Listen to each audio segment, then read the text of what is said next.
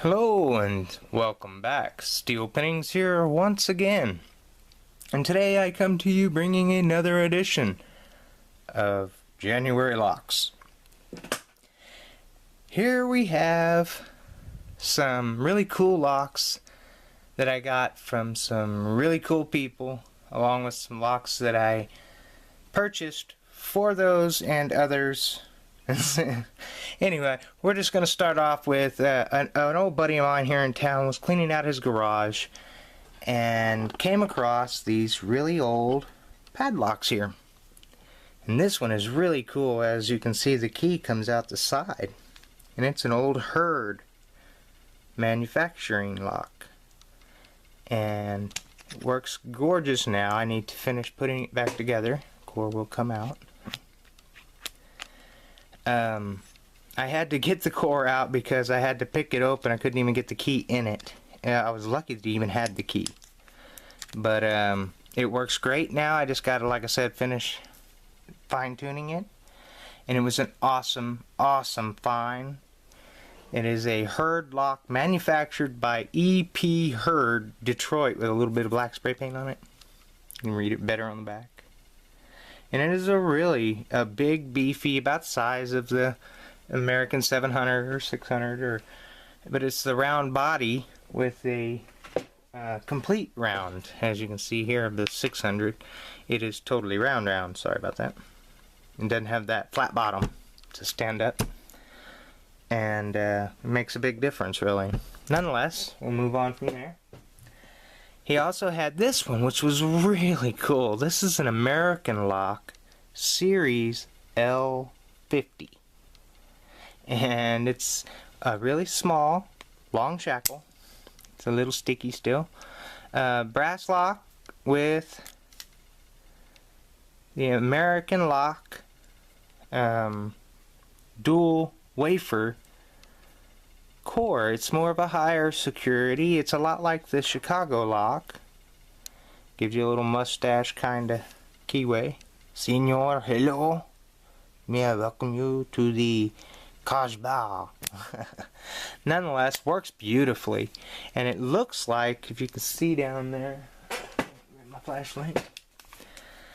If you see down that hole there, there's a screw.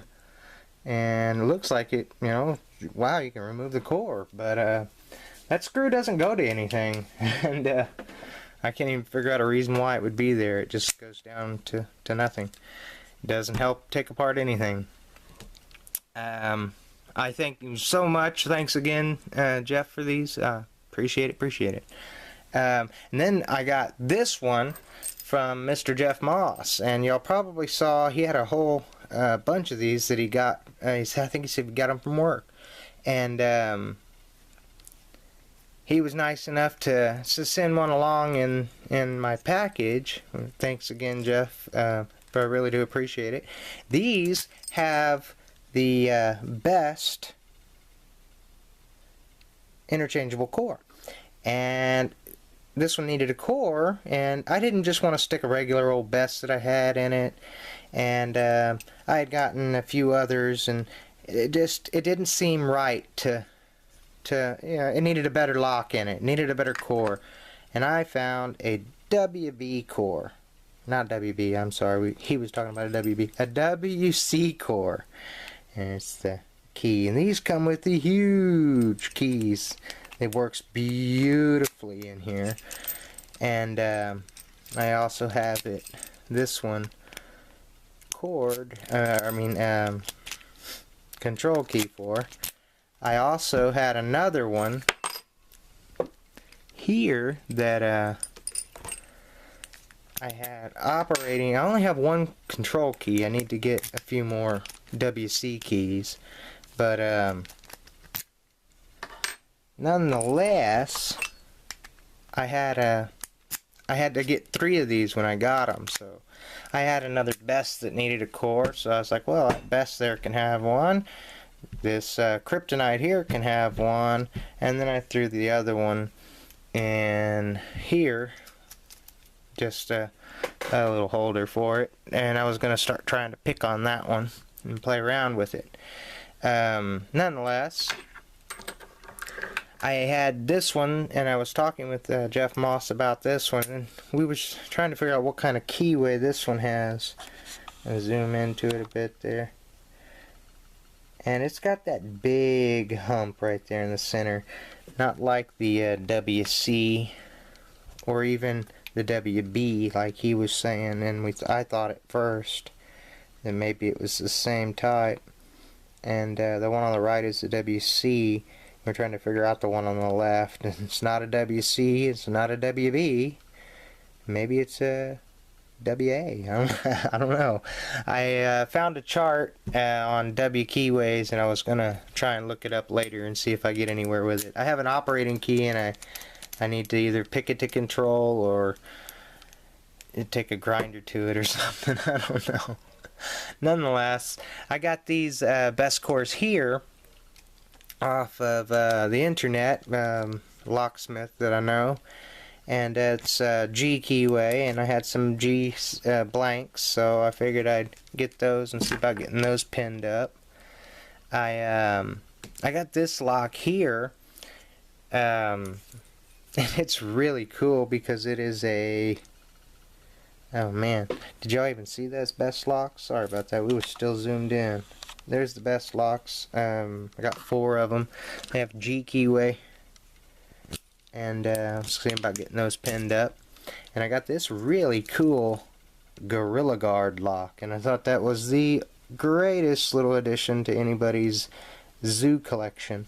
And I know a few of our European friends and pickers have a little zoo collections. And the bitting on this is just trash, though. I mean, it's there's none. They're all the deepest cut, it looks like. So there is no bitting, really. Nonetheless, it's a really cool lock because it has the double locking pawl, which means it can lock once or twice. Really cool lock, though.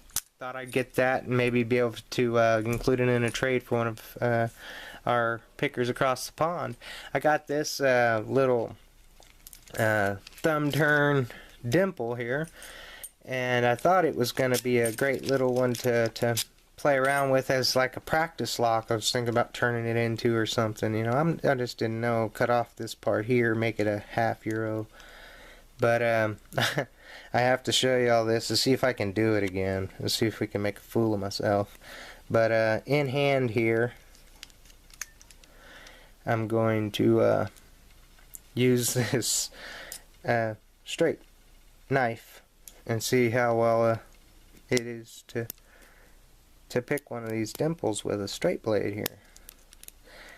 And quite frankly, I found it to not be that difficult, really. See? That's not even with a pick, guys. I don't know about using that one anymore. It's just too darn meh. Anyhow, I was speaking with another friend of ours, Mr. Drew Estes, and I was showing him my my Kiso here, and this is the interchangeable, and he said he was looking at getting one of these here. I wanted to show him this is how the interchangeable center works. The problem I have with this is I tried to gut this one, and this is punched, and you have to slide this out to get to the basin to take the core pin out. There's a pin underneath here that holds that core in there, and it won't release it without taking the sleeve off. It's just not something I was willing to do, drill out that sleeve. I'm just not willing to tear up such a beautiful lock, so I wasn't going to gut it. But this is the housings that it would take for it. It's really cool because ain't no way that's going to go in there, right? It has to go up inside, and then it slides back, locks in place, and works. And you said you got 2 keys with the other one. I can turn one into a control key, like I did this one. They're simply a little bit longer, and they keep working. They work up and push up that final pin. Nonetheless, I wanted to show that to Drew. Appreciate y'all bearing with me on that. I also got these little bitty tags. They're really cool. They're little stamp tags, and if anybody knows me, they know I like my stamps. I've been working on this lock. It's a Marks, or better known as a Scorpion, or the CX5 lock, which has a slider and bitting. And this key is 0 bitted, and nonetheless, I've been working on this one, and it's quite a chore. I was thinking maybe about taking the top pins out and just working the slider until I get it, and then go back and forth with it, because it's all counter milled. There's quite a bit of security in that. Quite the little task to pick at. And then I got this from another friend of mine who collects locks, and he loaned this one to me because I thought it was just so cute. It is a little baby Abloy Classic. And it works so gorgeously. It's a little locker lock, or briefcase lock, or whatever you want. It's tiny, and it looks like somebody went through hell on it trying to get it out of there too. And it held up. That's another good point of it. Awesome, beautiful little brass abloy here. It is a 3015-3018, and I had gotten these cheap little Chinese picks because I want to alter the bits on them here for picking this. I've been having a lot of trouble even trying to get it going, and so these just came in. I'm gonna go to town on them, get them altered, get them ready to pick those abloys. See if I can, at least. I'll have fun playing with them nonetheless, whether I get them open or not. I do appreciate y'all bearing with me on this little long video, and we'll go ahead and sign off on that. Y'all please stay safe and always stay legit.